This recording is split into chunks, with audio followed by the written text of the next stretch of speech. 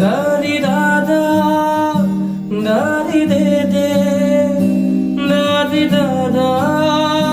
দাদা দে দে তোমার কথা কয়া সময় সকলোকে চিঞৰি তোমাৰ স্মৃতি বুঢ়ে আজি হামনি কৰিছে তোমাৰ বাবে